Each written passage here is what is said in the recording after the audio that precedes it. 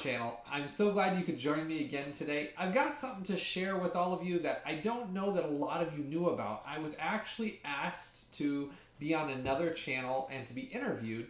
And so I did that with Stash05, which I'll put the name of his channel up there. But a lot of you I don't think knew about it. I shared it on some of my social media channels, but I did want to share it with all of you today. So I'm actually posting it here on my channel now, so that way you guys can go and watch it and comment and like on it. Now this is something that I had a lot of fun doing, and I was really, really honored that he asked to interview me and that it was a really fun time. So I thought you guys would really enjoy this. I don't think a lot of you knew about this. Now, I do have my social media channels that I put a lot of updates out there, and things like if I'm asked to be interviewed, or products that I might be reviewing or that I'm getting in, or just little things when I'm working on videos, or things you guys might want to know about, guys and gals, that little things, hidden things about the channel. And I don't know that a lot of you know about it, so I will post those down below in the description, the link for that as well. So that way, if you guys want to follow me on Instagram or Facebook, there is a fan page for In Search of Physical Media, and it's linked actually in the main page of this channel on YouTube as well as it's under the About section, but I'll also link it down below in the description. So if you want to follow me on Instagram, where I give updates about what I'm working on, or if I'm having trouble actually working on a video or getting it completed, I kind of give little tidbits behind the scenes about it as well as things when they come in, when I get shipments in of things or things that are sent to me to review. I might not be reviewing it right at that moment. It might take me a little while to get the video done, but I'll post, hey, I got this in and I'm working on this. So it kind of gives you guys a little behind the scenes of the channel as well. But I was excited about getting this out to you guys because this interview I had a lot of fun doing with Martin from Stash05. We spent a lot of time talking and chatting, and I will tell you, you do need some time to sit down to watch this. This interview is not short. It is a long interview. We actually kind of get carried away talking about movies and the history of movies and little stories of things of why we have our channels, what we love about talking about movies and collecting. It kind of just, I mean, it's an enjoyable sit down and a really, really great time chatting. So I hope you guys enjoy this. I hope all of you enjoy watching this. This was something that I had a lot of fun doing with him, and hopefully in the future we might do some more of these. But a lot of you I don't think knew about this because a lot of you follow me on my YouTube channel, but not as many on my Instagram or Facebook, and I don't know if it's just because I never really talk about it. So if you want to get more updates of different things I'm working on, whether I'm on someone else's page or I get interviewed or things that are sent to me, just make sure you go down and you follow me on both my Facebook and my Instagram, and then you get all the updates that are tied to the channel, things that are coming out. I sometimes tell about releases I've heard about or things that are being worked on. So make sure you follow on there as well. But this interview it's a lot of fun, so I hope you guys enjoy it. Please make sure to comment below and let me know what you think about it, and check out Stash05's channel as well. Martin is the one that actually had me on there and interviewed me, and it was a great time. And like I said, him and I would like to work together and do this again in the future. I do apologize for the video and audio quality on the interview, though. We had a little bit of trouble with the internet and actually the transfer, because he was using his internet, I was using my internet, and there's always a little bit of a lag behind on that. So you have to bear with me, and I do apologize for that on there. But I thought that most of you might want to watch this because a lot of you didn't know about this. And it's got a lot of talking about different things that I collect, and I show some hidden things. And I'll also link down below any of the things that we talk about in the interview. I'll link down below in the description of this video. That way, if you do decide you want to go out and get any of those, the links will all be down there, so you can click on them if you want to buy any of those. But I thought this would kind of give you guys a little extra content here, something that you probably didn't know that I had done. Before we get into this, I do just want to do a real quick intro here. Make sure that you please subscribe, click the subscribe button below, give this video a thumbs up, and then also click the bell icon down there, so that way you get notified when I release more content like this. And as always, I'll put all the links of everything that I talk about in the description right below this video. As always, please make sure to like, subscribe, and then share these videos.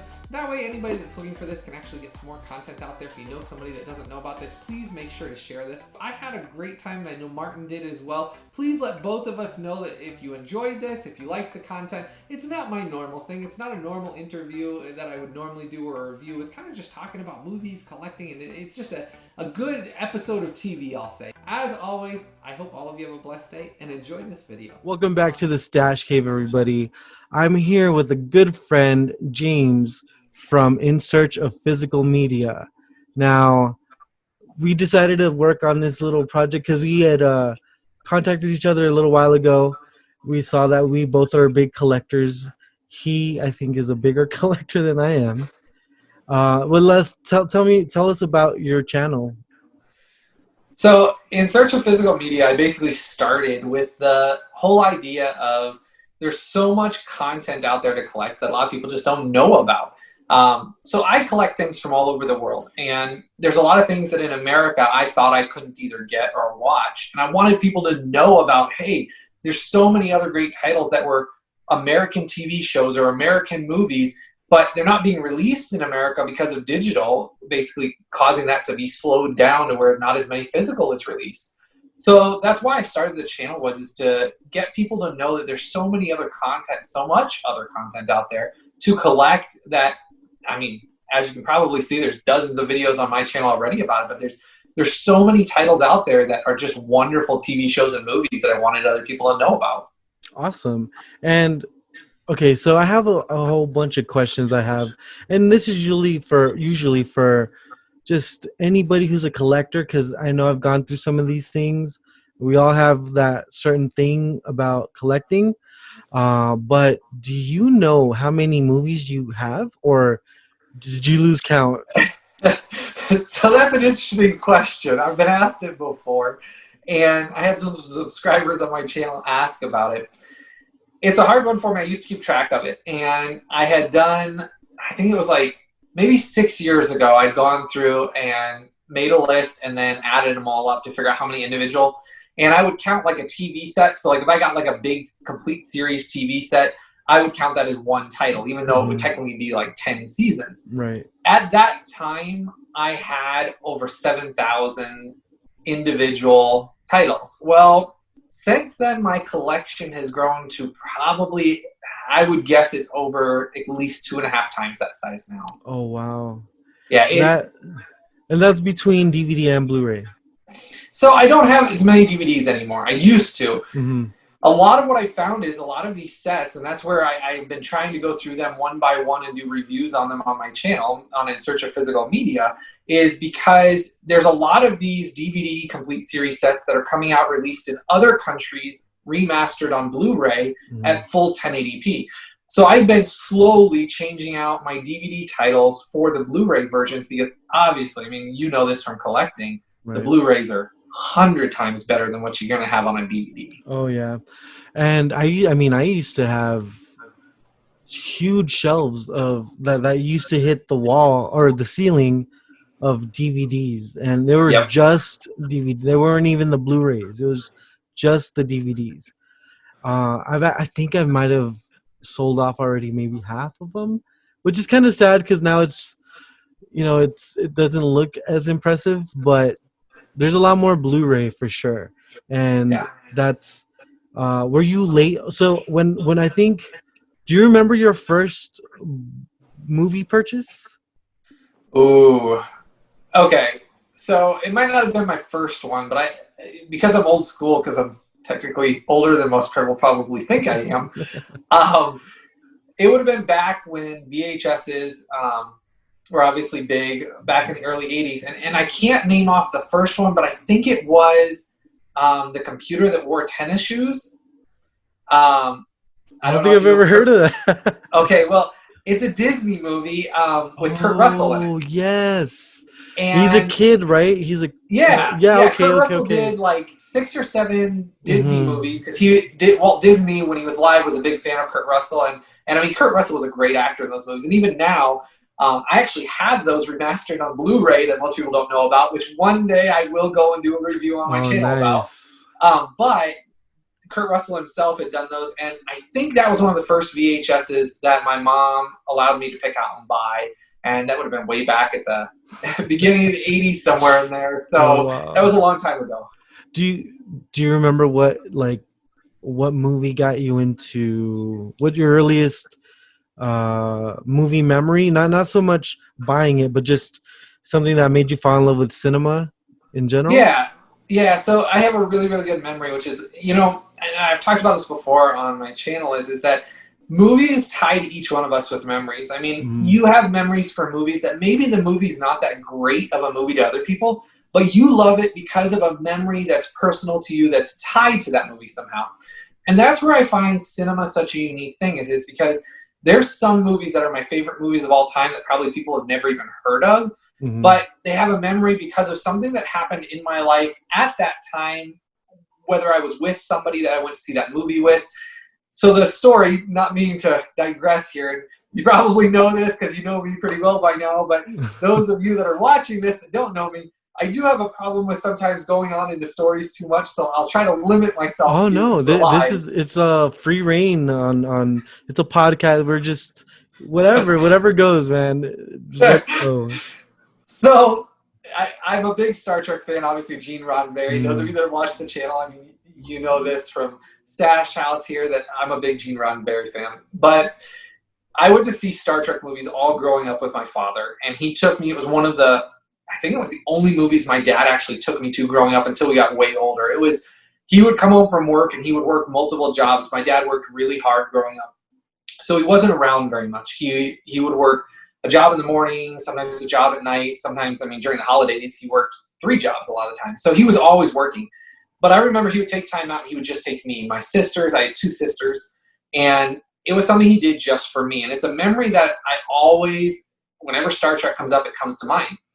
He took me to all the Star Trek movies with James T. Kirk in them that would have had William Shatner and Leonard Nimoy. And to me, those Star Trek films have a special place in my heart, as well as like Next Generation, but those ones specifically because those were the early ones. And I remember there was one specifically that him and I absolutely loved. He actually took it. It was one of the few movies he took me to see twice. And he never took me to any other movie twice. And we went to see this twice. And it was called Star Trek: The Undiscovered Country. Oh. And that was, and it's still to this day, a lot of people hate that movie, but I love it because it was a memory of my dad, enjoyed it so much, and we had such a good time, and we talked about it, that he took me to see it twice. And so that's, I think, where partially my love for Star Trek and Gene Roddenberry came from, was my dad and his love of it, because it was something we had in common that my dad and I didn't spend a whole lot of time together growing up. And anybody that's had something like that where their parent had to work really hard to provide for their family, it was a good thing and I appreciate it. But I don't have as many memories of doing as much stuff as maybe people that had a dad that worked from home did. So that's kind of where that came from. So that was my memory of when I fell in love with cinema and the memories behind it. And that's when I started attaching in a weird way. And maybe some of you do this, some of you don't. But I attach time periods in my life to certain movies. So things that happened that were a big deal or things like that. And I'll throw one more story out there. There's a movie that I absolutely love, and I love it for a weird reason. It was a movie that my wife and I were dating and went to see, and I remember she had never seen it. She didn't want to see it, and I had just met her and we were dating. It was one of the first movies I went to see. I got her to go see it, and she laughed so hard, and I laughed so hard, and that was when I decided that movie was when I was going to ask her to marry me.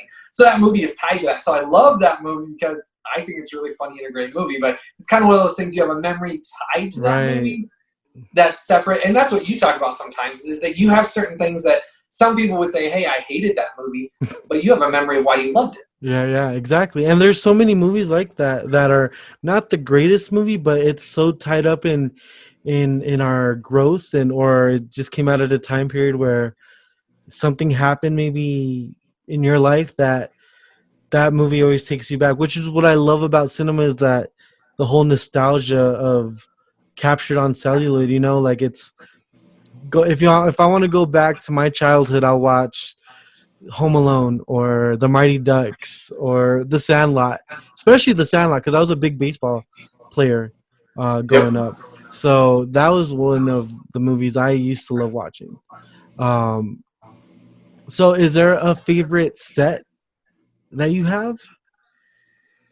That one's a hard question. And if I asked you that question, it's a hard one for you too. Yeah, because like, you think about it, you have so many different things you like for different reasons. And TV is different than movies. Yes, I like them all for a different reason.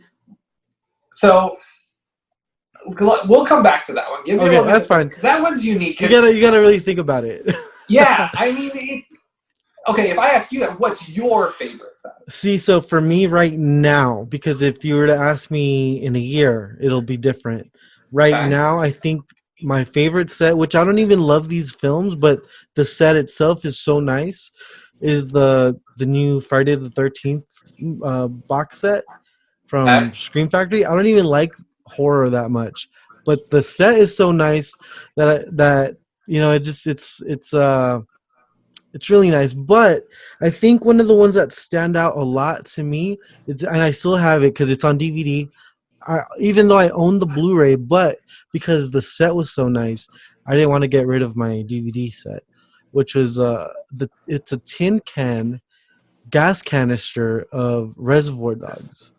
I don't know if you ever saw that. Yeah. It's so unique. I mean, it was just ingenious in its design because in the movie, the gas canister has a gas thing, canister. but it's such a cool set that I wouldn't get rid of it even if I have a 4K version or a whatever version of it.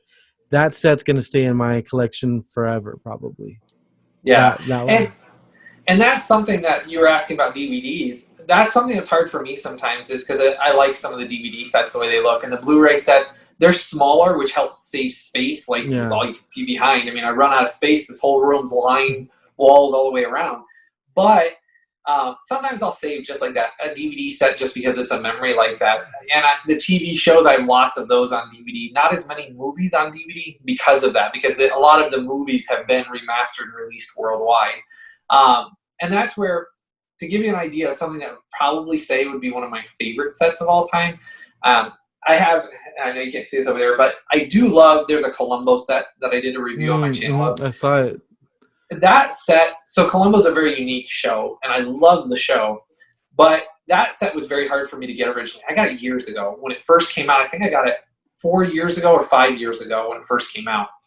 And I never at that time bought something from Japan. It was super hard to get a hold of. I had to create a whole account. I had to have the website translated because it doesn't translate right. Now they have it changed where you can automatically have it done. But back then it didn't. I had to copy the numerals from the Japanese language and put it into Google Translate and try to figure out what I was doing. It was a mess. But wow. And then I had to do yen and all of that. It was a complete mess. So I did that, and it was probably longer than that. Maybe it was 8 years ago. I don't know. It was when it first came out.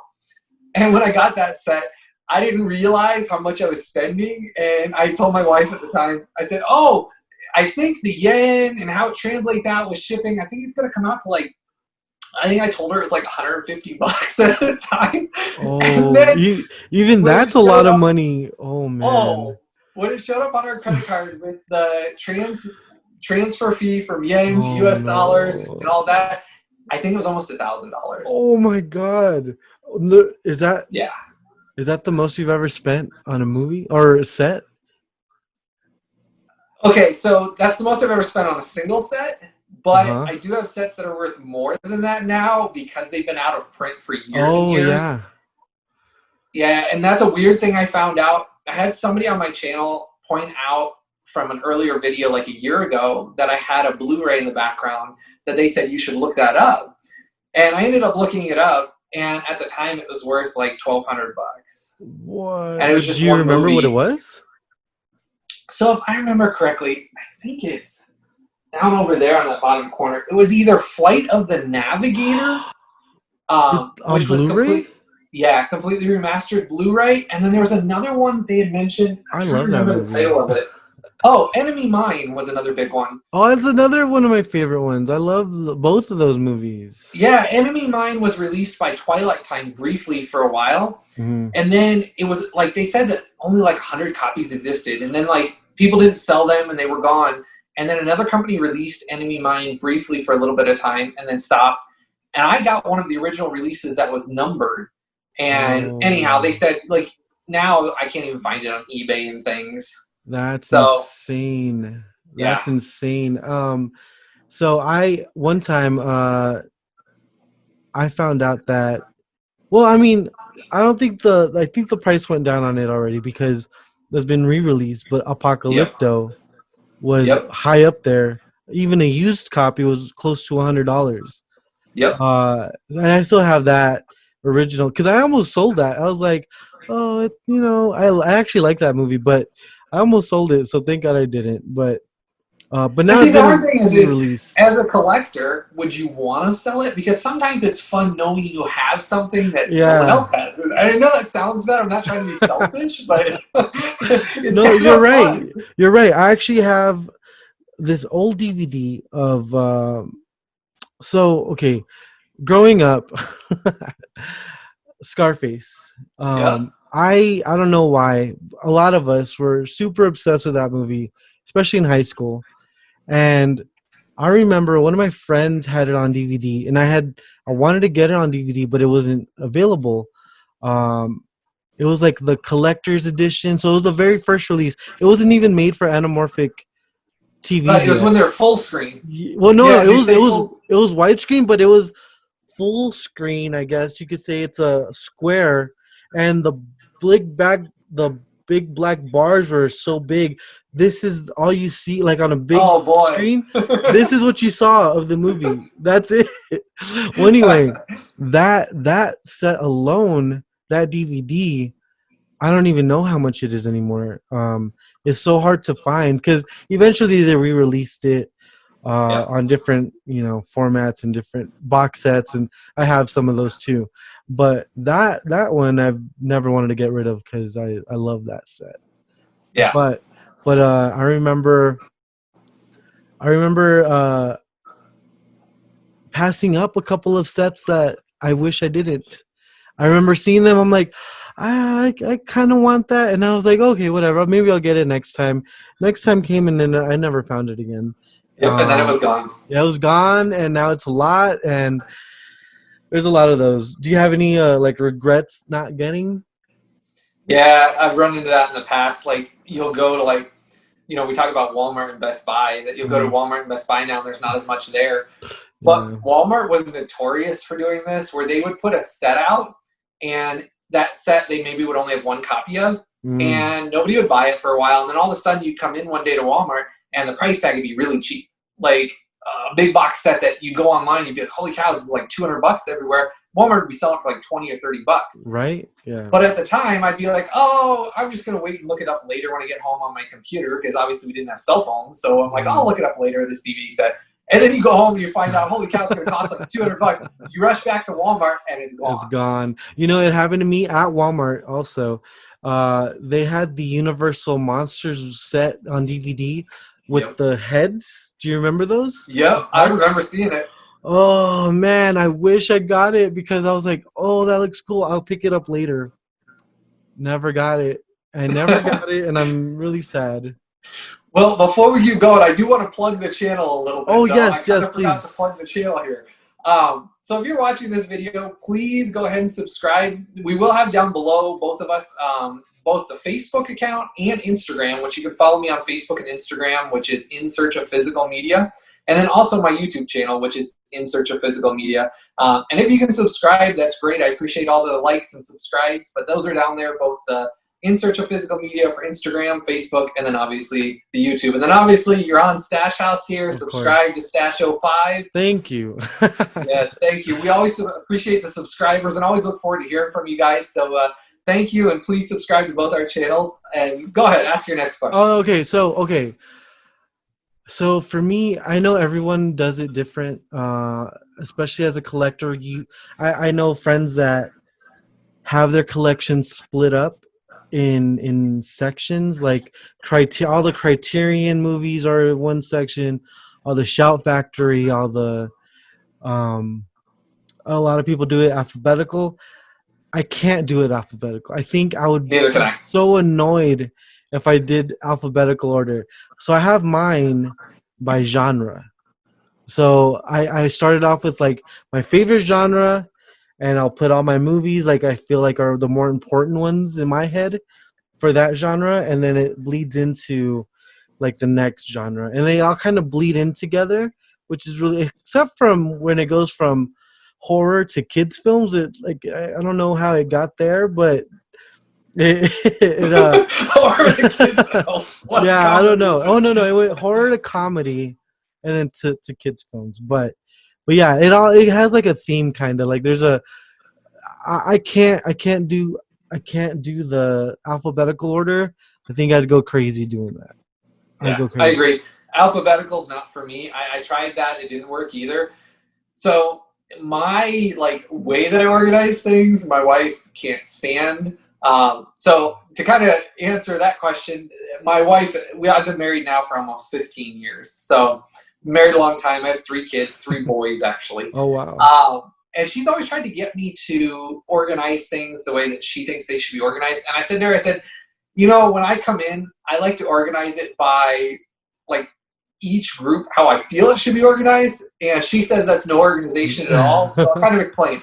So like I put all my John Wayne movies together. Mm-hmm. So like if there's a certain actor that I love and I love all their films, I put them all together. Even though it might be a Criterion, it might be something released by Paramount Studios or Olive Films. It doesn't matter. I put those all together. And so it drives her nuts because she's like, how do you know? I says, well, some are done by actor, some are done by genre. So like I'll do like sci-fi and here's a bunch of sci-fi films. Yeah. But then she'll be like, but you have a sci-fi film over here. And so I don't know. I mean, I guess I do it by in my mind how I want it, and it doesn't correlate to how somebody else thinks I should organize it. Right. No, and it makes sense to you, right? Like you know exactly where it's at. Like I remember my nephew asked me, because like, you know, I have like my shelves up.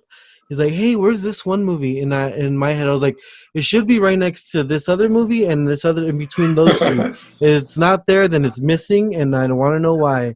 But it's like, oh yeah, it's right here. And because I just know where they would have been. You know what I mean? So to me it makes sense, not so much for everybody else. Yeah, and that's kind of like, so like Disney movies, because I have kids, obviously, I put all the Disney movies together. Yeah. So it makes it easy for them to find, hey, here's the collection.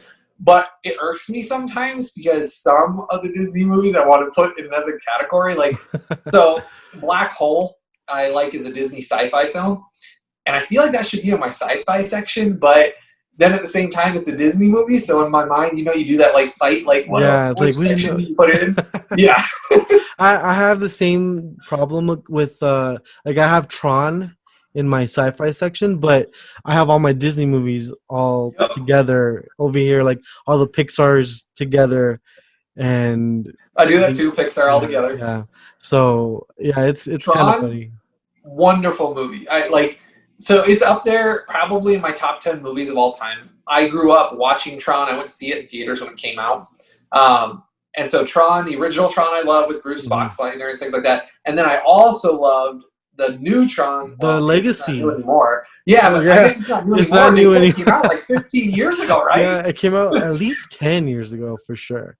Oh, yeah. I mean, but that soundtrack is great. I don't know. Did you? Oh, Daft Punk? Yes. Oh, dude, I still listen to it. I'm so old school. Like, if anybody watches my channel and gets some of the things, like, so I'm a child of the 80s. If any of you know that, like, I did love the 90s as well, but the 80s, like, I love the 80s, and then 90s come second. There's a lot in both those eras that I absolutely love. But 80s music, and, like, if you listen to my channel, like, the music that's in the background a lot of the times, it's, like, synthwave or, like, yeah, like, 80s electronic music. And, like, that's, like, my jam. I listen to that in the car. Like I play synthwave and like electronic music in my car. Awesome. That's me. That's me too. I listen. I even have a playlist on my phone where it's all either scores, like movie scores, and some that are synthwave, and I like all of the Daft Punk, Tron Legacy, and I don't know. Did you ever watch Oblivion?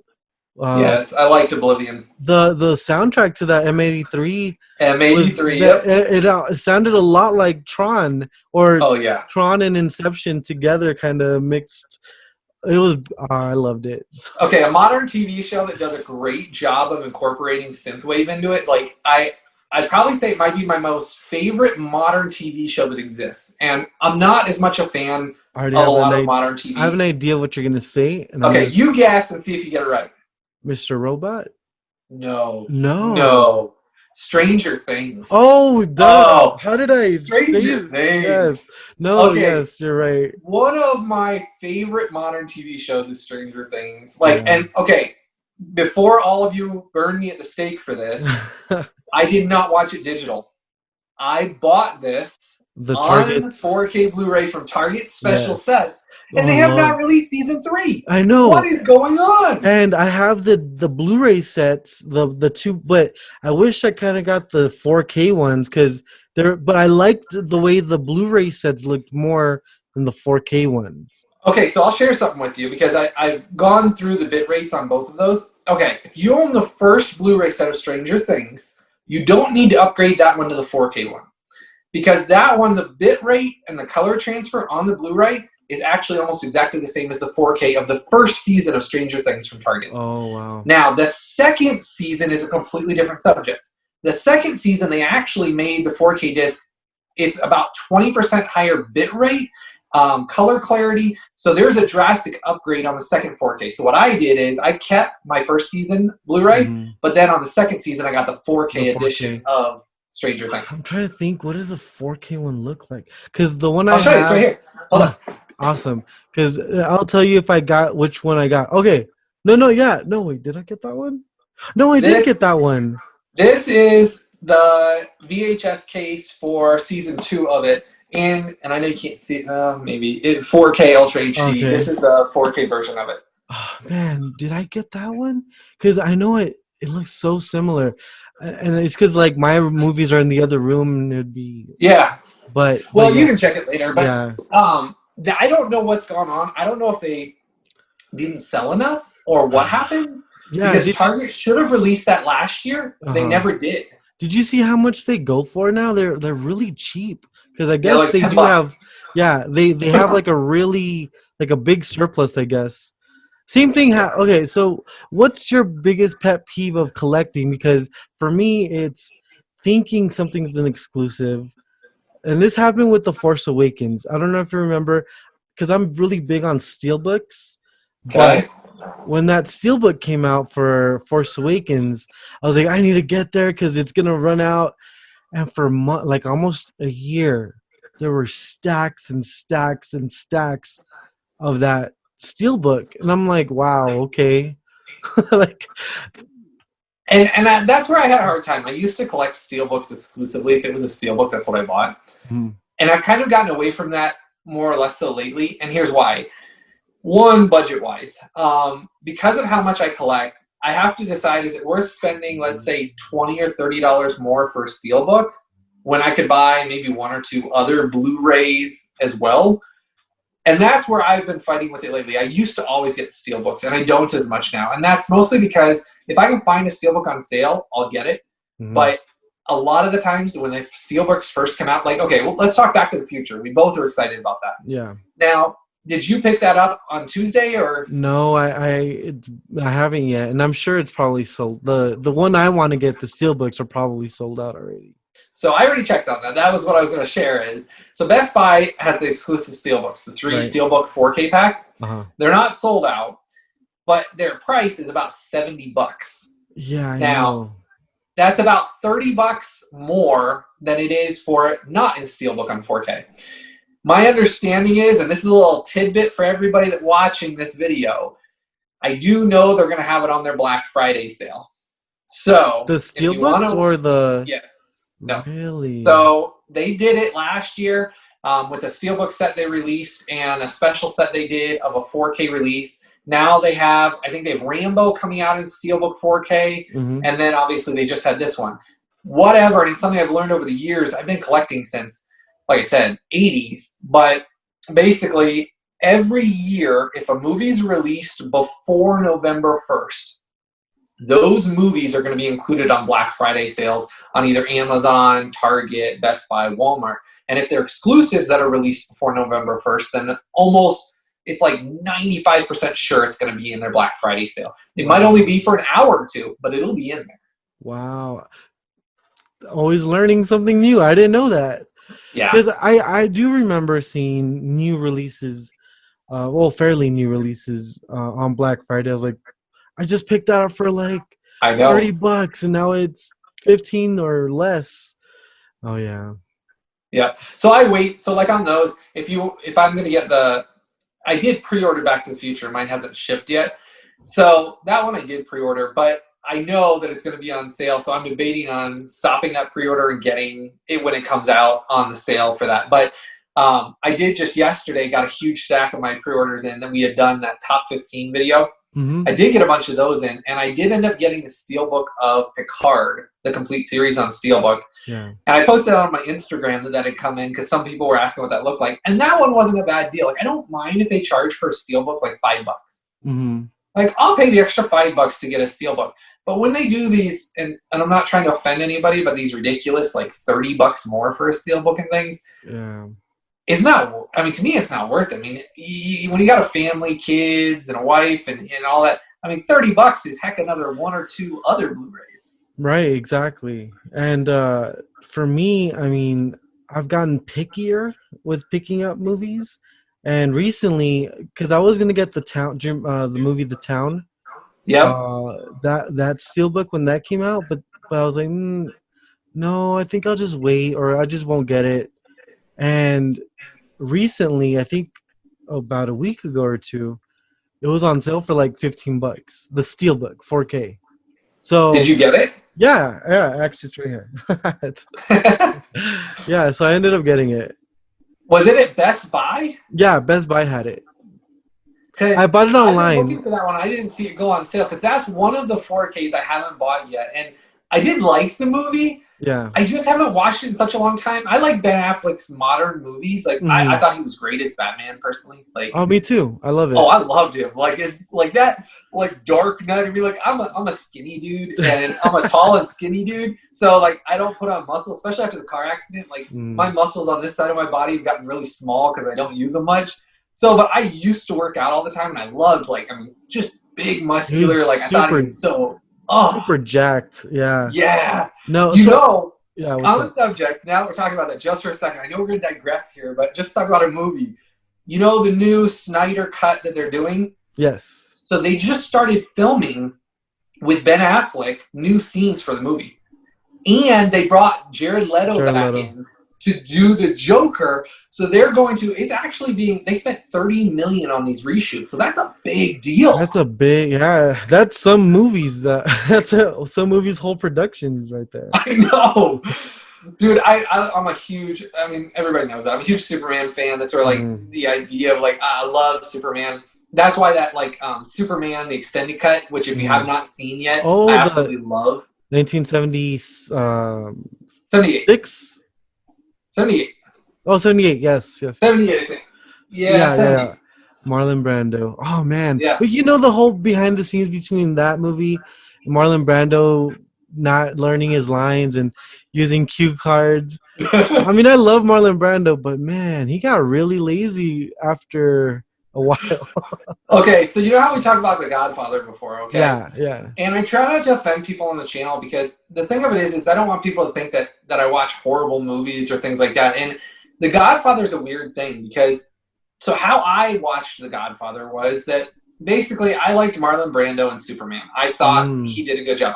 Like when I think of Superman's dad from Krypton, I always think of Marlon Brando. It's a, like, even the modern movies, I felt like they should have just used Marlon Brando, like, digitally composed him.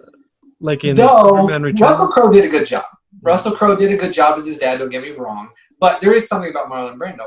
But because I watched that when I got older, I think I was in college. I never saw The Godfather in theaters. I had gotten it on VHS or something, maybe DVD, and borrowed it from somebody. And that's when I watched it. But it was because of him in Superman that made me want to watch The Godfather, the first one. And that's then when I kind of liked the whole, I don't know, it's a weird thing to explain to people, but like it's not a crime drama. It's a family drama.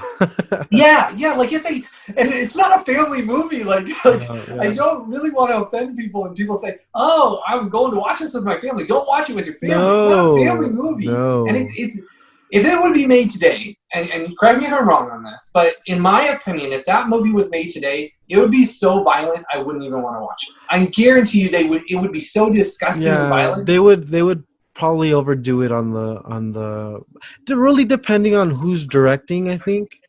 But what the studio would want is something to get seats in the theater. Yep. I mean, butts in the theater, and movies back then weren't about that. Like it was about making a great story. Exactly.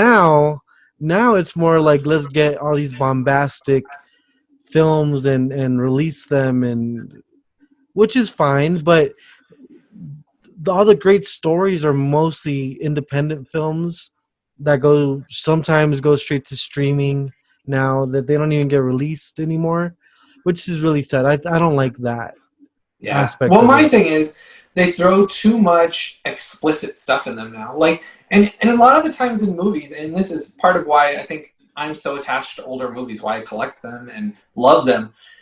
They put in so much explicit stuff now just to shock people, but Mm-hmm. it doesn't need to be there, nor does it help the story. I mean, like we're talking about The Godfather here. I mean, like they said now, if that movie were released right now, it probably would have been rated like PG-13. Compared to what is Perhaps. released now, they said the content, and because it wasn't that graphic and that violent at that time, that it would be a PG-13 movie compared to what's coming out now. And that's where it's kind of one of those things it's hard to explain to people, because people say, oh, you like that. And there's some certain things that I like of, and I don't, it's not that I agree with everything in a movie. I mean, there's things that every one of us like or dislike in a movie. Departed, I liked The Departed. Mm-hmm. I thought it was a well-written, just a well-acted movie. I mean, Leonardo DiCaprio did a great job in it. I really liked it. And people said, oh, I hated that movie or I loved it. But there's another one that I really liked of DiCaprio's, which everybody gave me a hard time because they said, oh, he's only famous because of Titanic. Well, I think he's a good actor. Yeah. And did you ever see Blood Diamond? Yeah, that's a great film. I thought it was great. Yeah, that's a great film. I love. No, see, so I mean, it may look like these are some of my favorite films, right? They're mostly gangster and crime drama, but I love every aspect of film. I mean, I love the original Blade Runner. I Yep. love one of my favorite films from like the 1920s is actually Dr. Caligari and The Cabinet of Dr. Caligari, which is a silent film. Okay. I love Charlie Chaplin. I mean, there's so many aspects to film that one can love, not just one thing. And so, yeah, you're right. And I mean, I don't really understand it, but there's a lot of people who love gory and horror, and I'm not really big on that. It's okay sometimes, but it's not for me. But yeah, I mean, there's so many things about film in general that, because it's a big project. It's not just the performance. It's not just the acting. It's the atmosphere. It's the music. There's so many aspects to different movies. So Blood Diamond, I thought was so underrated because people kind of glossed over that movie. Like, oh, okay, no, but it's such a great film. I mean, Yep. that's a great movie. I love that movie. Well, so I'll ask you a question here. What would you say of all your films is the most watched film you own? And what I mean by that is Oh yeah. it has to be a film you've seen more than 5 times. And when you want a film to watch when you're sick, like, so I have one in mind, but I'm asking you first. Like when you're sick or you're just wanting something you don't have to think about, but you've watched it dozens of times. What's your film that you're dozens of times? Man, I gotta think about that. To be honest, I think I like whenever I'm sick, I like to kind of go back to a simpler time when I was a kid. So I'll watch like a kids movie, and usually, if it's not Christmas, but I still love watching Home Alone. I love You're getting the watching. 4K, right? That I talked Of about in my talking course, with you. yes. Oh, dude, I didn't put that in our list because I thought that movie had already come out on 4K for some reason. No, But it's no, just released. yeah. And So I pre-ordered mine when it first came out. It still has not shipped because Disney, remember they bought 20th Century Fox? After they released that, they said that they were basically cutting back on releasing any more physical content. yeah, only like back catalog that are like worth Well, to even them then, anyway. they've rescinded that now. As of 2 days ago, their article stated that they're not thinking of releasing any anymore, that they're going to charge everybody like they did with like the Mulan release digitally, $35 every time you watch it on Disney Plus. No. And that's why I can't stand digital. But so anyhow, they've limited the amount of like copies being printed of that. So like Target, I pre-ordered it at Target a long time ago, and then they got canceled, so I had to pre-order it on Amazon, and it's been sitting there for, what was it, almost like a month and a half ago it came out, and it still has not shipped. Wow. No, see, that's sad, because I love movies like that. That's a movie I love watching. So, I mean, I watch that that is the one. If there's not a other Christmas movie, that is the one I watch every single year. I know you said that on your channel too, but it's true for me as well. That's the one movie I'll have to watch. But so for the one that I love to watch a lot, and I probably watch it maybe at least once a year, is The Sandlot. That one really takes me back big time. The music, the era. I love the 60s, so the era of where the film takes place, baseball, the Goonies, I'm not sure which one, but the Goonies is another one. I think it's that the kids going off on an adventure, and everything is larger than life for them, and that's something that I miss as a kid, because I used to do the same things. Like I used to ride my bike around. We used to like explore different parts of the city or of our area and play, baseball. And that's the one movie that really takes me back. That's my feel-good movie of all time. Yeah. Well, I just got the Goonies actually yesterday. It showed up. I pre-ordered that one. 4K? And it took a long time for me to get that too. But it actually just showed up yesterday. I think I posted it on my Instagram too. I recently just bought that as well. The 4K. Yeah. No, but you got the Steelbook. I didn't get the Steelbook. It was too expensive. It was, but this one was I think I might have had some reward zone points or a gift card thing, so I didn't spend too much money on that. But I got mine on Amazon because they had it last week. They had it for the buy two get one free 4Ks. So you bought two, you got one free. So I ended up being a dirt cheap. I think I spent per 4K on Amazon. I think I spent $10 per 4K. Oh wow, that's great. Yeah. That's awesome. So on the subject of my favorite when I'm sick, before we forget that one, I did want to throw this in. Mine's a weird one. It's Saving Private Ryan. Really? Oh man, that's an amazing film. But I can't imagine watching that too many times. I mean, I have seen that movie probably more than 100 times. What? So it's kind of a twisted thing. Maybe it's not twisted, but all of my family has served in the military. Both my grandpas served in World War II. The grandpas before that, World War I. Anyhow, so it's always one of those things that it's all kind of been connected, my family, to those histories and things like that. So I've always had a special place in my heart for like World War II shows and movies and things like that. So I don't know. It just kind of like personally, that movie I've always felt like connected to. So my wife, when she met me, I remember I was sick first time after we were married, and she was like, "What do you want me to get you to watch?" And then at that time, I think it was DVD still. I don't know. Well, no, maybe it was Blu-rays, because Blu-rays came out 20 years ago, right? 2006. Okay. I don't know why I know that, but I do. It was 2006 when that came out. When Blu-rays came out. Okay.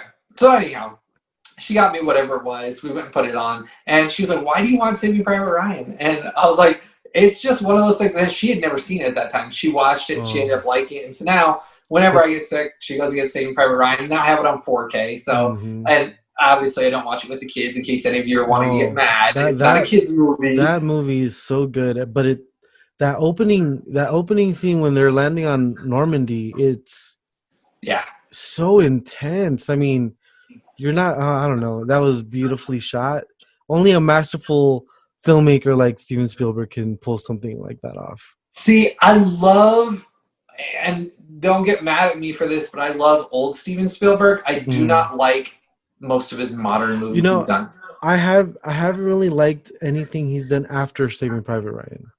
That's what I feel like. I mean, I can't name one of them that I feel like was the only one that was okay for me was the one with Leonardo DiCaprio, Catch Me If You Can.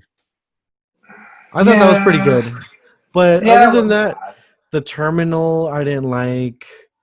Terminal was okay, but The Terminal to me was as good as Catch Me If You Can. They were on the same level.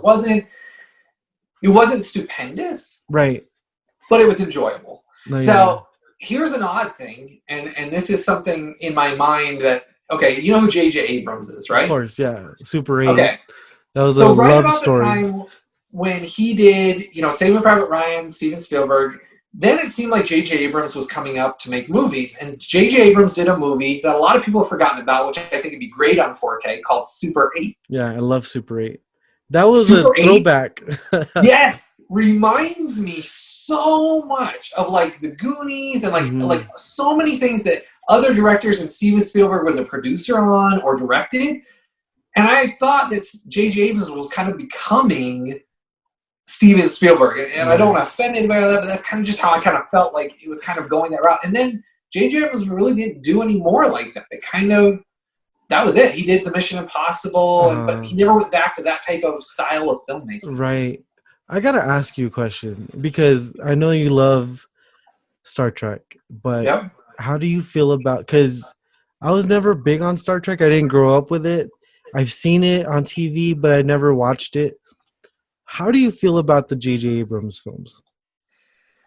Star Wars or the Star Trek? Because personally, I like them, and that's what kind of got me into Star Trek a little bit. Still not a hardcore Star Trek fan, but that got me into it a little bit. I do like his Star Trek films, and I will be honest, every time I watch the first one that he did, with James T. Kirk and his dad dying, not mean to spoil anything here, spoiler alert. It's in like the beginning, so it's at the beginning. So if you are a Star Trek fan, you haven't seen that, you're not a real Star Trek fan. Right. But, so when his dad dies at the beginning, and that's actually Thor, the actor. Thor, yeah. Chris Hemsworth. The actor playing his dad. But anyhow, when he dies at the beginning, I still tear up at that scene. Like, okay, look, just talking about emotional things here for a minute. When I watch Home Alone, I still tear up. So when he's in his bedroom at the end of that movie and he's looking out and the neighbor that he thinks is the murderer waves at him with the shovel and that music is playing, dude, I still get teared up. Like, it's one of those like just beautiful pieces of filmmaking when Macaulay Culkin's home alone and he thinks that his family's gone forever towards the end of the movie, and then his family comes in and all that. Just, I mean, beautiful filmmaking there. I think John Hughes directed that, didn't he? Chris Columbus did, but it was a John Hughes production. I want to say John Hughes actually wrote it. He wrote it, but he didn't direct it. He gave it to Chris Columbus to do it. Okay, because I've always seen on the cover it says John Hughes, and maybe I just didn't pay attention close enough. So Chris Columbus. He produced it also. Yeah, he produced it, and because John Hughes was such a big name already, they put his, like, for advertising, it's a John Hughes, production or film or whatever. But actually Chris Columbus directed it. Beautiful film. And then back to your J.J. Abrams question. Yes, I do like the J.J. Abrams Star Treks. And I think he actually, and you might not like this because I did see that you have the new Star Wars films sitting right in front of you. Yeah. I actually think he did a better job with Star Trek as a franchise than he did with Star Wars. I agree. I agree. I enjoy, if I had to choose right now, hey, do you want to watch Star Trek, the J.J. Abrams, or the newer Star Wars movies? I'm probably going to go with Star Trek, even though I like Star Wars. But I think the only one that I really enjoyed out of the new ones was The Force Awakens. Yep, but me too. But I prefer way more the Star Trek, which was, and then I don't know. Do you remember that trailer? They used that for Star Trek, the first one. Yeah. I still watch it to this day because the music is epic. It's the song called Freedom Fighters. Yep. Like da-na-na, and it's so epic. I love it so much. It's so good. I love it. But yeah, I still get chills watching the trailer to that. And they had so many good actors in that. Like they had Eric Bana, they had Leonard Nimoy. Zach Quinto. They tied it so well into like that it was time travel. And now a little bit of tidbit.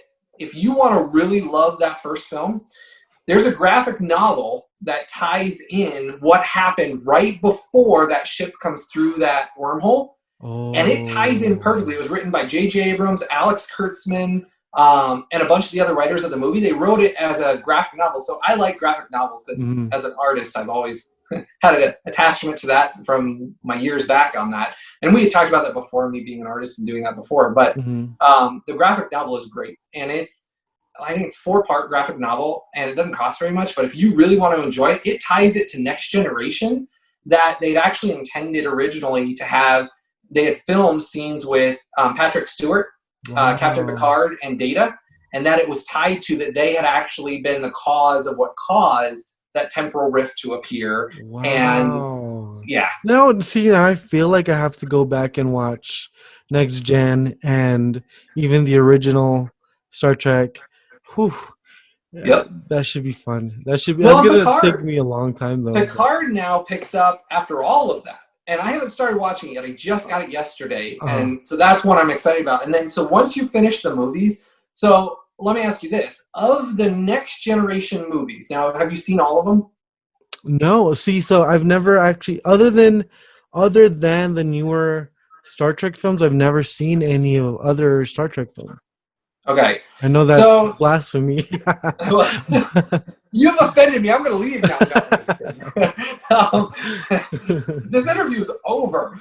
No, so the Next Generation films I like, of them, my favorite by far is First Contact. And again, it's a personal memory for why, but I am telling you, when that one hits you, once you've gone through and watched, like, even if you're not going to watch all of Next Generation, just go and watch all of the Borg episodes. They have like a Blu Ray collection of all of the Picard Borg episodes that are tied to Next Generation. Borg are like my favorite villain of all time in Star Trek. Like, I love them.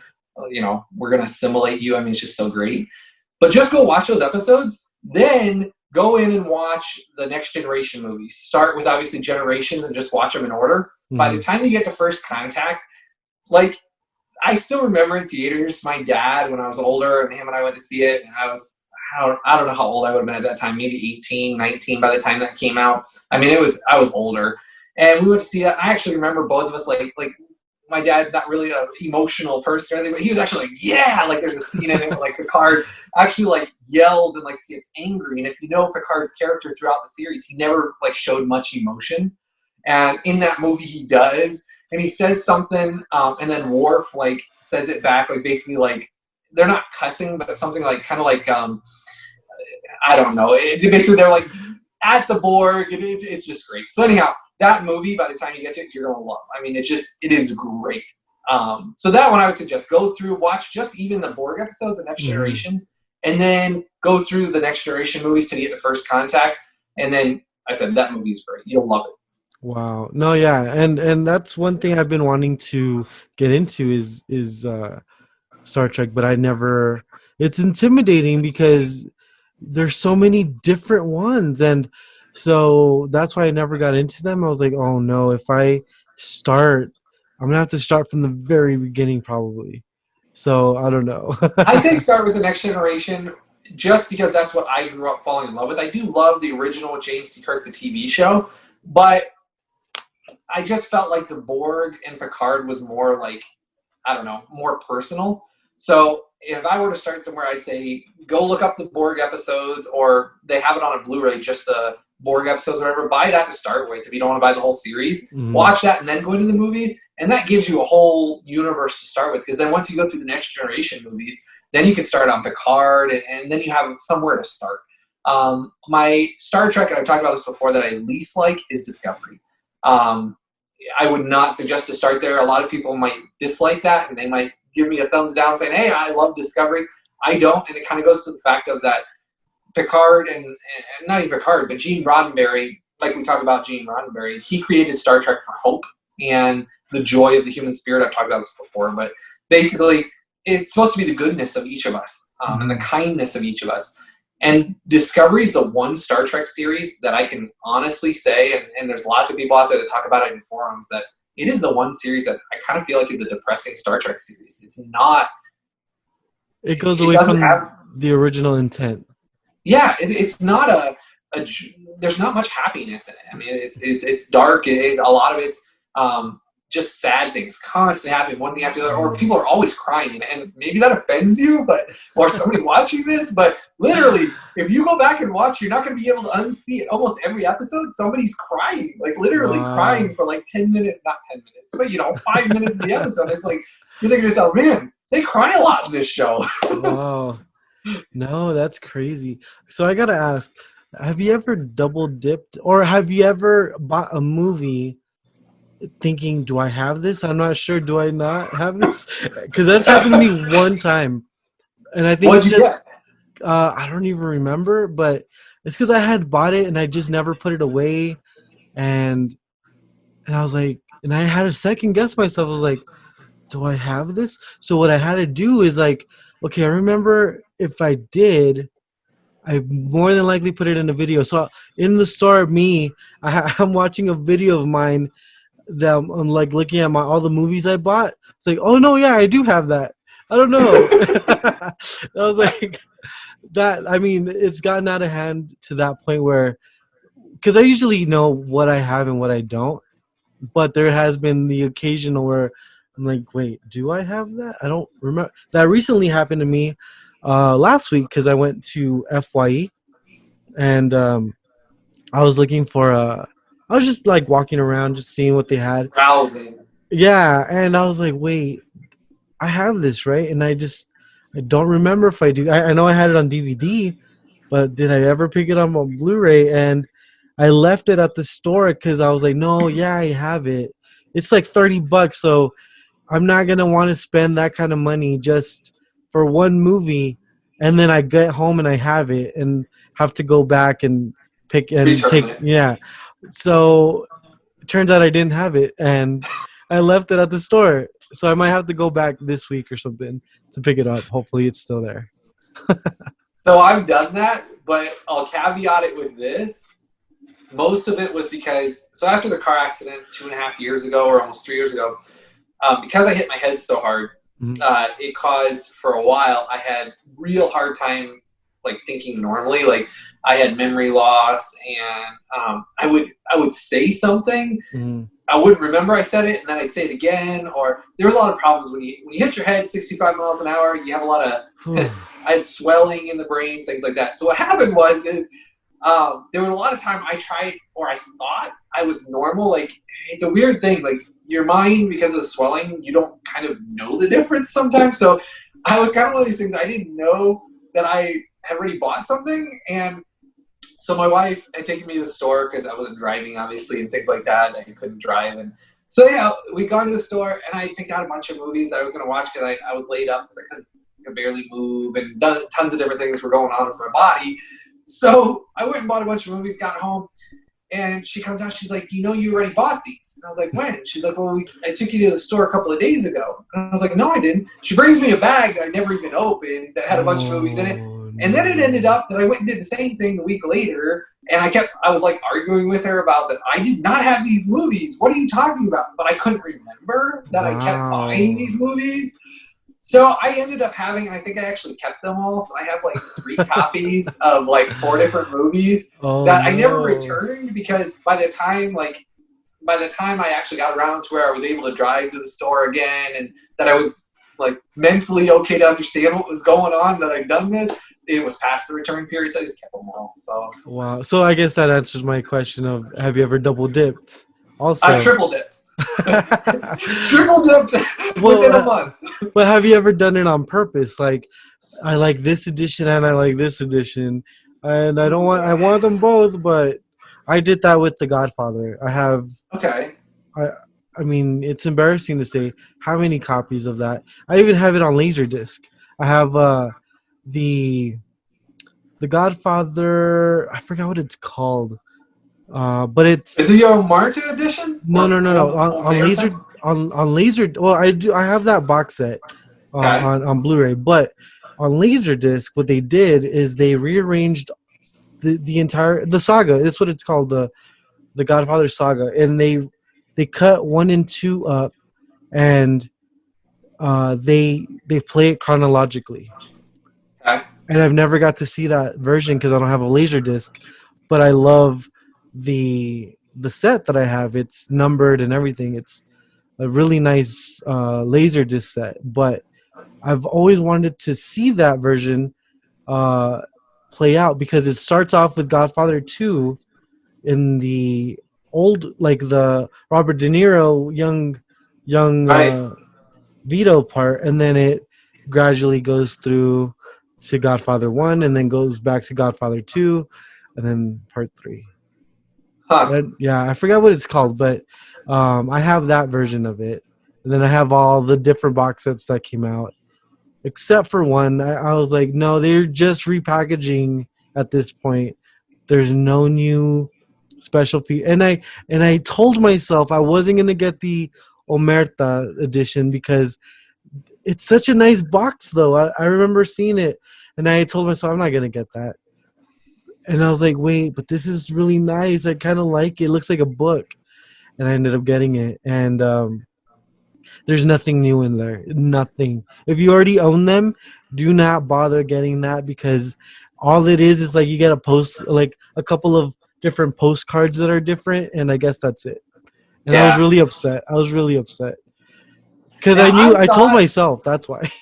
I thought they were going to release the Godfather, Coda, The Death of Michael Corleone on 4K. They had originally talked about it when they talked about it, and now it's just on Blu-ray, which I still have pre-ordered. But yeah. I was kind of disappointed that they didn't do a complete Godfather 4K collection with The Death of Michael Corleone. Because, I would have double dipped for that and gotten that set. I'm kind of disappointed that I'm glad it's Blu-ray, but I still wish it was 4K. Because when they first got released on Blu-ray, there's a special feature on there where they remastered all of them in 4K, and going back, and they talk about how the remastering, because that's something you never get to see on any physical media, where like they go through the process of taking the old film and they color correct and they match color to what the original stock looked like. So there's a cool special features on there where they kind of go through that, and everything was remastered in 4K and then released in 1080p, which is fine. But you're right. I wish we could get a 4K version of those films. I'm sure they're gonna release them like 5 times, but yeah. Now, a downside of 4K, since we're chatting about 4K for a minute, and this is something I've run into that has disappointed me about 4K. And in early Blu-ray, when Blu-ray first came out, there was several titles that were released that had issues because it was a new technology, and if you watch them now, they're not that much of an upgrade over what DVD was at the time. Right. There are some titles with 4K that I felt have been that way, in the sense of I actually don't like the 4K more than I liked the Blu-ray. And one of those specifically, I've been asked about it a couple of times recently because I've been talking about Superman the movie. Mm-hmm. So they just released Superman the movie on 4K. I did not buy that after I actually went through and got to see a comparison between the screenshots of the extended edition that Warner Archive released and the 4K. And I actually thought the 4K edition of Superman looks horrible. And maybe the other people like it, but the color grading in it is horrible. And they made Superman's suit look like dark gray and green, and it's not blue and bright red. I've seen some of those comparisons that you're talking about, and you're right. So the one thing that for me, and I'm not 100% sure on how actual filmmakers and cinematographers feel about it, because HDR, it gives you all these colors and everything pops, but I don't know if those are ever the intentions of some of the filmmakers. Like, well, no, I want it to be dark right there. I don't want it to be highlighted. There's a reason we shot it this way. And and then when they go back and they do restorations that way, sometimes they just look terrible. Yeah. I just that watched, one I was disappointed in. Yeah, I just watched yesterday. I don't know how you feel about this film because it's very graphic, but it's actually one of my favorite on a technical aspect of it. Requiem for a Dream. They released the 4K of that recently, and I picked it up. So I watched it last night, and so because that movie was shot on 16 millimeter. I mean, you can only get so much quality out of 16 millimeter, you know. Right. So I didn't feel like it looked any better than the Blu-ray. I got to go back and kind of rewatch it, but um, I was a little bit disappointed with it. You know, like there's nothing new added. It was just a price increase, and hey, here's this movie. You probably already have it, but there's 4K now, and Yep. it looks almost as good as the original 1080p one. But I don't know. Yeah, and that's where we talk about double dipping sometimes, is companies and studios might not really upgrade that much on it when they do from a Blu-ray to 4K. And that's why some people say, well, don't you want all these TV sets that I talk about on my channel as things? Don't I want those on 4K? If they remaster it correctly on Blu-ray, then I don't have to necessarily have it on 4K. I mean, for example, this one I just got in. This is the Wonder Woman Complete Series Remastered Collection on Blu-ray. And everybody was complaining because they said, well, why wasn't this released on 4K? And I'm going to be doing a review on my channel in Search of Physical Media for this. But I actually, on some of these shows, think that Blu-ray is about the best I would want some of these in. And the reason why is some of these older shows, like, you know, I've done the Incredible Hulk on the channel and talked about that. Mm-hmm. Some of those older shows, if it gets beyond Blu-ray, like let's say that 4K adds an extra 30% detail to somebody's skin. The problem is Blu-ray is right at the limit where you can start to slightly see people's makeup, like if they have a face mask on, or like the Hulk has his fake eyebrows.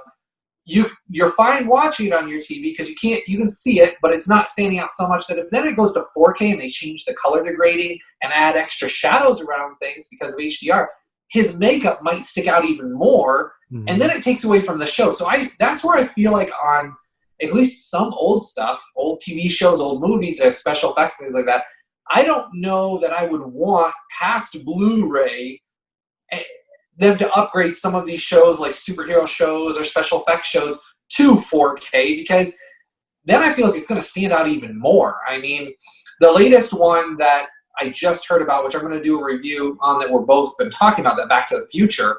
Right. I did hear from another channel that actually I've talked with before. They got their copy. I haven't gotten mine yet. And he was watching it, and they said the special effects in certain scenes look worse than the Blu-ray, which I'm a little disappointed about. I'll have to see it myself. But he said that the original director wouldn't allow them to digitally go in and take the matte painting. So, like, there's images of, like, cars where they're matte paintings that just move. And they wouldn't let them digitally take the line of the matte painting out so it doesn't look like it's just literally like a picture sitting there. Mm-hmm. And so with 4K, they said over the Blu-ray, it drastically stands out. And that's where I feel like if you're not willing to edit the original content or fix some of your special effects before you release it on 4K, I don't know that you technically should release it on 4K then. Because according to what I've been talking to them about like the Back to the Future set, is they said it actually takes you out of the film and doesn't seem real at all. And so I'm curious how that looks, because if that is the case, I'll be a little disappointed that, you know, the original director did not allow them to go in and edit it, because, I mean, the 4K isn't an upgrade, then it actually technically would look worse to me. Mm-hmm. So how do you feel about the whole Star Wars never getting to see the original cuts even in 1080 in HD? So I've been asked that before, and I've thought about that in my mind sometimes. Because, okay, so you already know I don't really prefer the new trilogy. I actually thought The Last Jedi, was that the second one of the new trilogy? Was done by Colin? Yes, Trevorrow. Yeah. I hated that movie. I didn't hate it, but I didn't love it at all. Oh, and I'll explain why. So I grew up loving Luke Skywalker. So he was the coolest. Like, I love Star Trek. They have Luke Skywalker. I had all the Luke Skywalker action figures. Him with his green lightsaber and his black outfit. And I mean, he was the shiznit. I mean, he was cool. Yeah. And I remember I always thought Luke Skywalker was so cool. They actually made, with the new trilogy, Luke Skywalker a wuss. Not only a wuss, but they made him a weakling that basically went off and hid in almost some a coward area. Yeah, hiding in some bunker on some random island drinking nasty blue milk that, like, he was a wuss. And then he didn't even fight in the end. It was his aura. And it's so disappointing. I mean, especially after you watch the original trilogy and what he started off as is nothing, basically, a farm boy, to coming up to fighting the Emperor and saving his father. I mean, just such a great trilogy and storyline there. To then they just destroyed him to where I actually act like they don't exist because I hated what they did with Luke Skywalker, because it was a waste. They wasted the chance they had, just like what they did with Han Solo. I mean, come on. Did you really like what they did with Han Solo? No, I didn't like the way he. I didn't really like his portrayal in the new film either. Actually, at all. They made him a loser dad that left his wife and kids to go back in the Millennium Falcon, which was not like that. Never happened in the book trilogies, which were way better than anything they did in the movies. And then his own son kills him, and oh man, it was a complete train wreck in my opinion. But the original trilogy, I do love the original way they were filmed, but I did like the special effects, how they fixed certain things in them. So it's a twisted thing, because again, there's another example of when they brought it to HD and did the Blu-ray, and he added special effects and fixed a lot of things in it. I actually really liked what he fixed. Like with the lightsabers, they didn't look like glowing poles anymore. They actually looked like lightsabers. I remember in the first one, it's like very. That's all you just see the pole, and then it's even like off center a little bit. You can so you could see the pole. And you could see when the pole would come out of the glow. Yeah, exactly. And it was just like lightly tinged colors, white with like lightly tinged. Yeah. No, you're right. I think personally, I prefer the newer cuts of the films, but what I don't like about some of the special effects that they did is, I remember in the original trilogy there is a Wolfman at the cantina, and they totally changed him to a weird looking alien, which is cool, but I kind of like some of those little things. The whole Han shot first controversy, that whole thing. I mean, to be honest, I'll be honest, I don't really care. The way they are right now, released, I'm fine with that. But I would be interested in seeing the original cuts just to see them. But I don't know. There's a lot of like diehard people out there that like love the original cuts. Yeah, and it's a hard thing, and that's where TV shows come into play too, because there's some TV shows that have been remastered in like Germany that I've talked about, like $6 Million Man. It's one of those that's on my channel. The hard thing about it is they've been editing in certain countries, like Germany edits down certain TV shows. They'll take like 30 seconds out of every episode, or they'll take 5 seconds out of an episode. It depends on what the series is. And like $6 Million Man was one of those that they edited out in Germany when there's like, let's say that the show is 35 minutes long.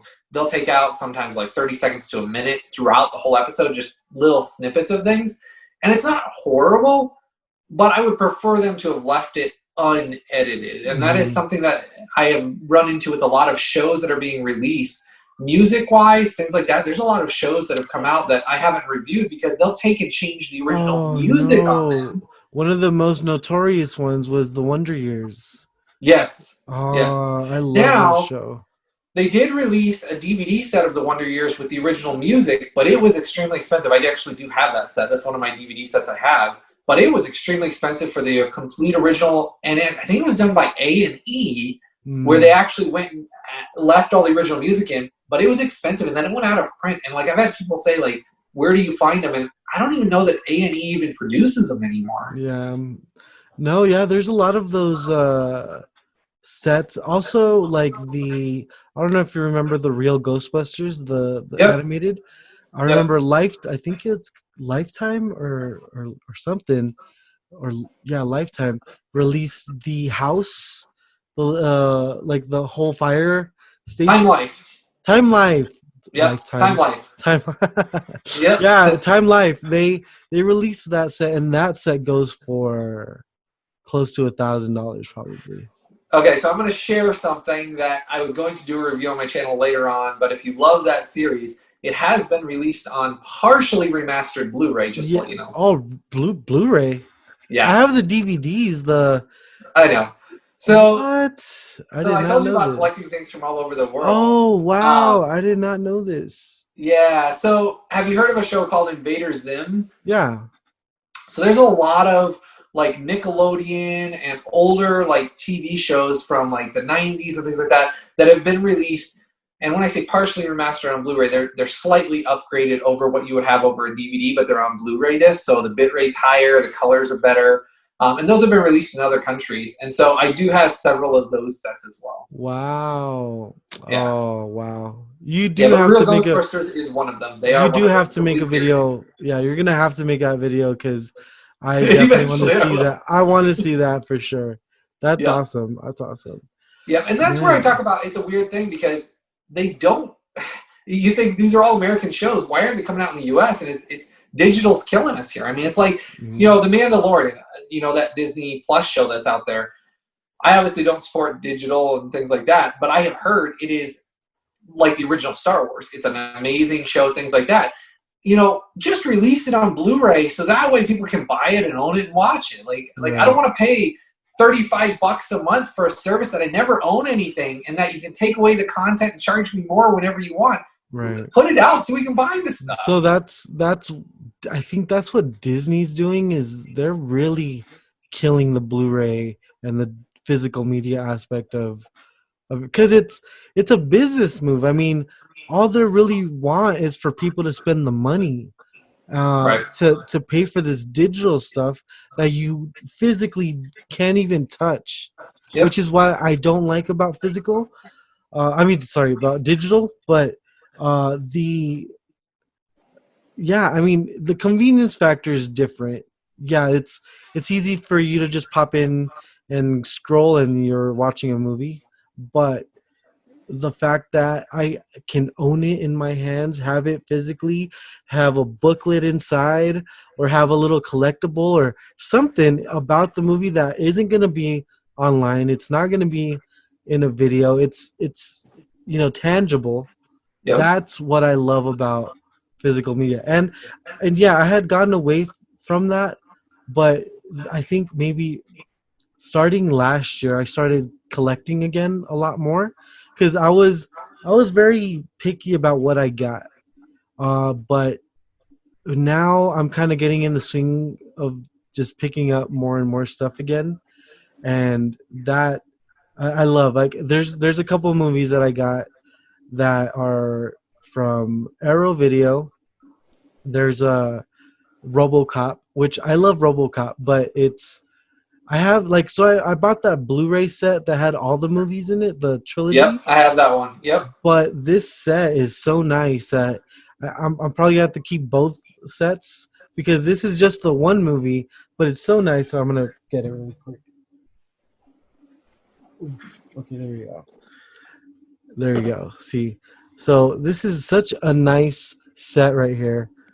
It's got a booklet, it's got the movie, and then it's got a poster inside. So nothing beats that. I think Arrow Films does a great job with their sets because I just recently bought 2 of their 4K releases. The Pitch Black, which I love that movie, and Flash Gordon. I knew it. And the Pitch Black set has a very nice booklet in it. I really like that one. Again, I have so many ideas of things I want to do for videos. The problem is I only have so much time, and I try to get these out as fast as I can. But as you know, because I'm a perfectionist, I try to make sure that every video looks as good as possible before I release it. But that's the downside of being that way. Is it takes me longer to release each video and to do them. But I did like those sets. I think Arrow did a great job on that. I hope they do more because, you know, they're a UK developer, that's where they're coming from, and then basically they're releasing them slowly in the US. They've had a lot more titles over in the UK than we've had.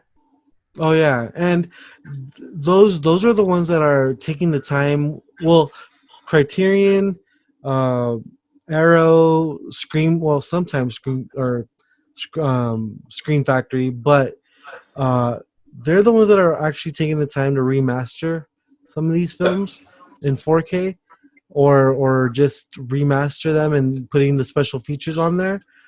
But yeah, some of the studios aren't doing that anymore. They're just like, oh, just release it, bare bones. That's really frustrating sometimes too. But I'll take at least if the movie gets released on Blu-ray, at least we get it then. I'll right. take that all day. Yeah. There's a lot of movies that I'm still amazed have never come out on Blu-ray. You know, the director you had on here recently did a movie called Last Castle. The Last Castle. Yeah.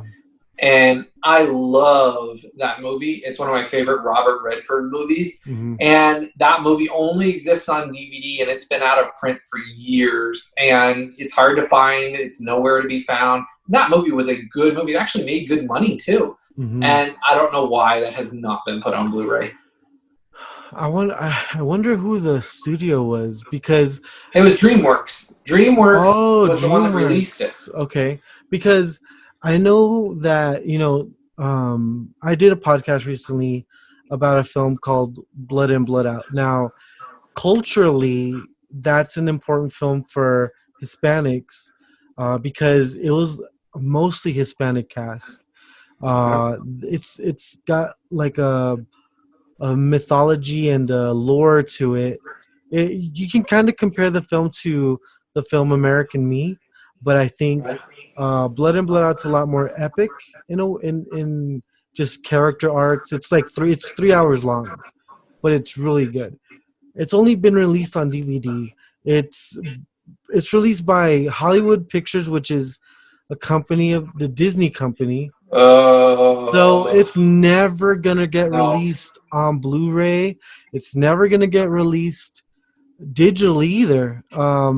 Which it's not available digitally. It's not available on Blu-ray. Only if you have either the VHS or the DVD. That's the only way you can watch it.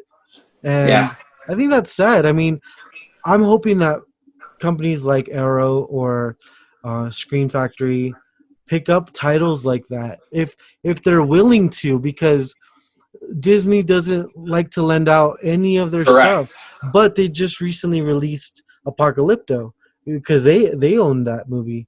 It was owned. It was made by Touchstone, which is another one of their companies. Disney's. And they recently released that and let that get released again on physical media.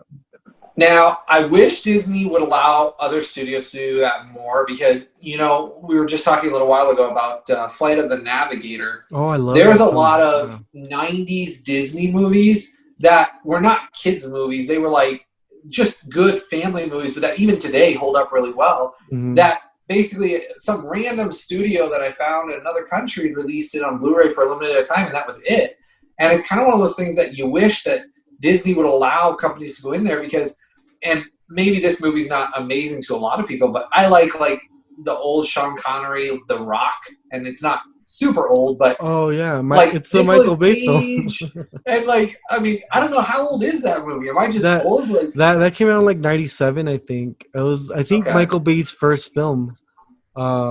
Maybe I don't remember if it was, but I do remember going to see it in theaters with my friends. I was older at that time because I think it was rated R at that time, so you had to be 18 or 19 at the time to go to it. And I remember going to see that, and man, I loved that movie. It was so good, and even today it holds up great. I mean, it's just a great action film. It wasn't overblown like a lot of Michael Bay stuff is nowadays, and I really like that film, but I don't know that we're ever going to see that released on 4K, and I think it would be a huge upgrade. That, like Pearl Harbor, I like that. Oh, that's a great. I mean, the story isn't the greatest, but the action scenes. I mean, Yeah. the attack alone.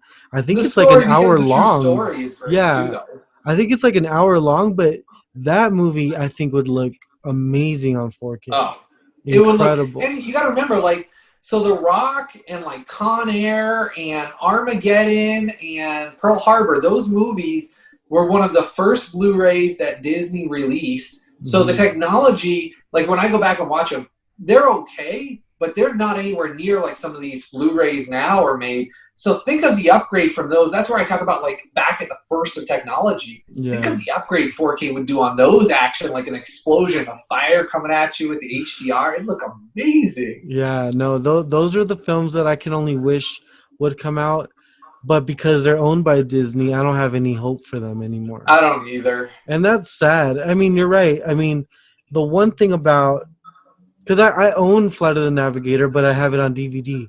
I didn't even know it was released on Blu-ray. Was it released on Blu-ray overseas, or was that here? Let me grab it. Hold on.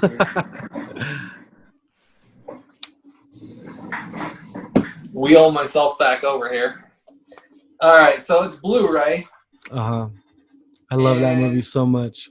It was not obviously released in America. Oh, yeah. And, you know, maybe I'll do a review on this too sometime, because a lot of people from, you know, my era and then your era remember this. I think it was released in 1986 was when this movie says it came out in theaters, is what it says on the back. But yeah, Flight of the Navigator, and it was a limited print.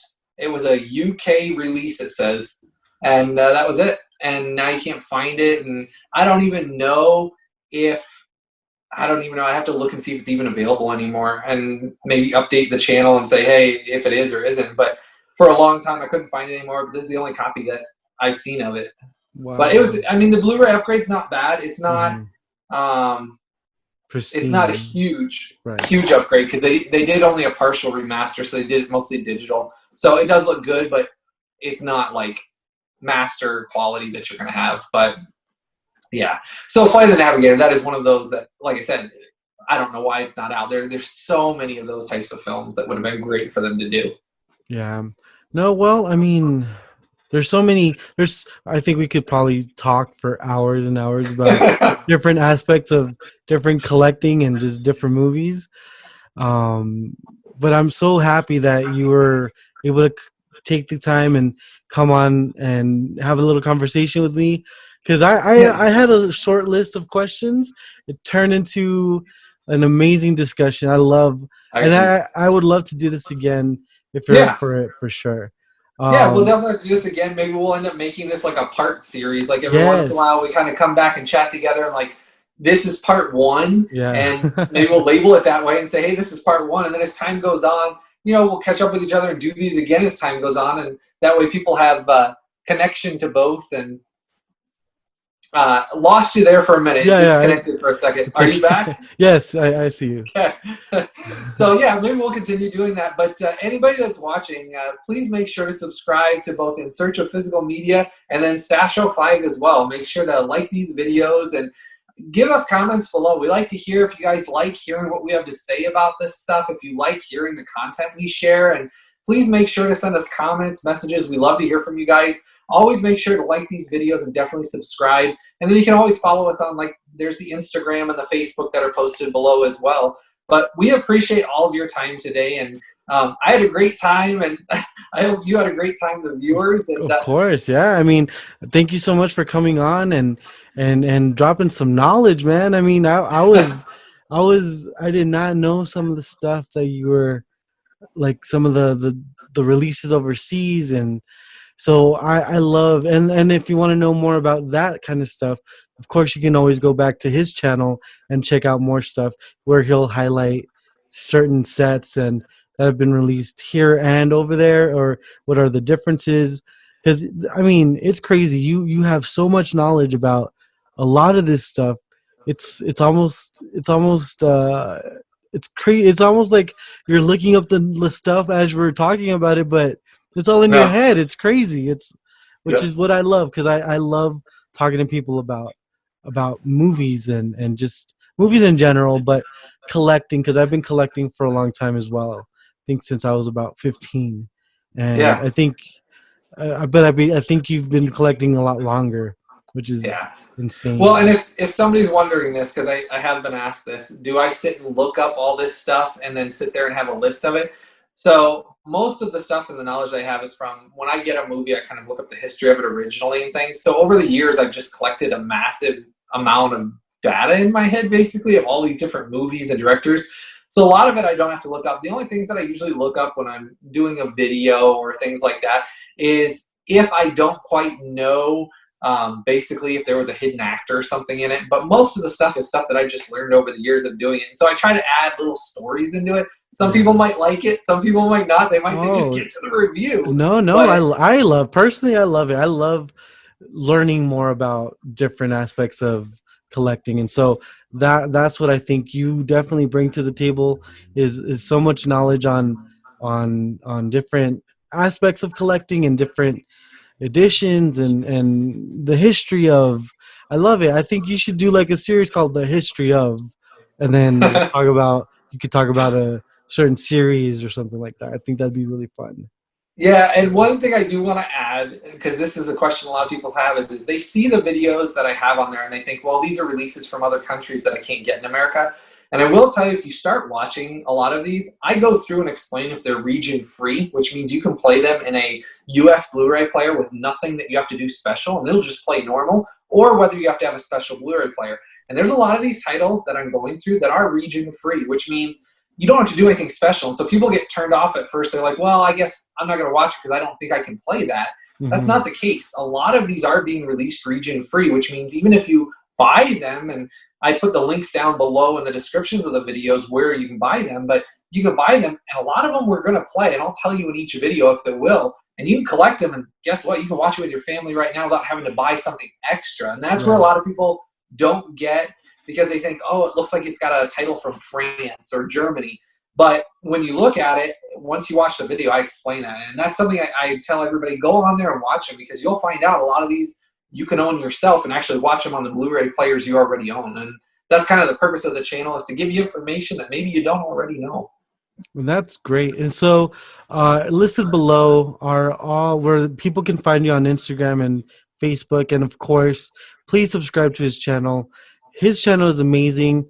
You think I used to make long videos? He makes videos that are as long as movies, and I love it because they're so detailed, and I think it's great, everything that you have, all the information that you have on there. So I just want to thank everybody for watching and subscribing. And thank you to James for coming on the show, and hopefully we'll make more of these, because I had a lot of fun doing this. To me, this was really fun. To me, it was. It was a fun day. I think it went a little longer than we thought. Oh yeah, it ended up being a lot. We had a lot more to cover, and we'll have more of these going forward. Because I said, I think maybe it'd be a good thing every once in a while we do an update and kind of do parts as they go along. So that way, it's kind of like a chat, and people can ask us questions. And maybe that's something. If you guys want to ask questions, and next time we do an update, we'll try to answer those questions you guys ask in the video as well. Then definitely. And so with that, I just want to say thank you, and subscribe. Click that little bell notification to let you know when I make a new video. And with that said, I want to say thank you and a goodbye. I know this is ranting. I never know how to end these. It's always really like, okay, thanks and bye. And all right, well, okay, bye. Well, all of you have a blessed day, as I always say. All right, there you go. Has a blessed day, and we get to do this again soon. All right, okay, bye.